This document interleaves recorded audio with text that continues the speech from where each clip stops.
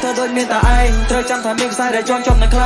จะตะคงดาวขมิ้นโกดาวปลุยยังมันจ้องในคลุมสมัยองกาនេះគឺជាសម្ដេចក្រោយនៃ Khmerness យើងមកមើលនេះដែល The Best Song ក៏ដូចជា The Best Performance នៅក្នុង Khmerness Action ទី1គឺ JH ជាកវីស្រុកស្រែ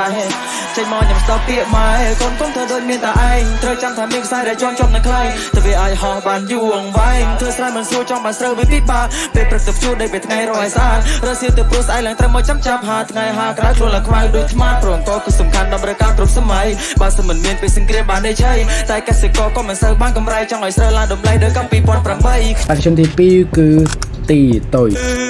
ថ្ងៃទីដូចមេសាឆ្ងាយផ្ទះបងប្អូនមិត្តភក្តិគ្រួសារដើរថ្មើរជើងរាប់ម៉ឺនគីឡូរាប់លានគីឡូភ្នែកខ្ញុំពត់ដោយក្រមាចិត្តតែខំដើរគ្មានគោលដៅកាត់ព្រៃកាត់ភ្នំកាត់ទឹកកាត់ផ្សារចិត្តតែខំដើរគ្មានគោលដៅព្រោះខ្ញុំមិនចង់នៅក្នុងសម័យអង្គការពេលនេះលុយកាក់កលែងមានតម្លៃសតតែខ្លួនប្រាននឹងក្តីសម័យធ្វើមិនឲ្យបានតែមករស់កិច្ចមិនកិច្ចក្របអាការអមស័យមើលឈាមខ្មែរហូពេញដីមើលរសាសពងាប់ពេញព្រៃវាធ្វើឲ្យខ្ញុំនេះសែនសំណោះថាមិនគួរណាសោះមកជួបរបបពេលនេះវងវែងកណ្ដាលយប់ជ្រៅរកផ្លូវទៅផ្ទះមិនឃើញឡើយព្រៃកងងងឹតនៅសល់តែមាត់ខំស្រែក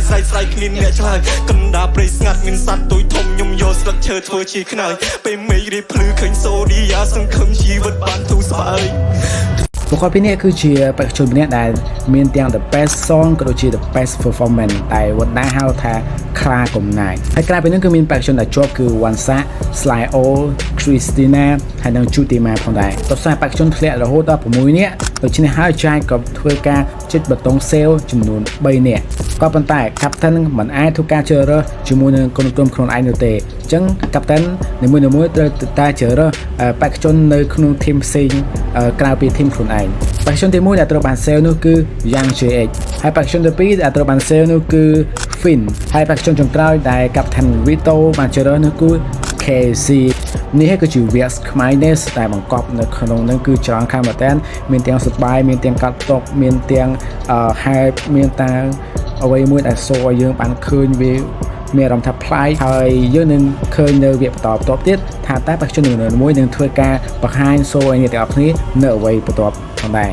ជាចុងក្រោយបើសិនជាអ្នកទាំងអស់គ្នាទៅណាមកណាខ្ញុំកុំភ្លេចជាមួយនឹងការបាញ់ជាមួយនឹងទឹកអប់ផងដែរហើយនេះគឺជា Stronger with you អ្នកទាំងអស់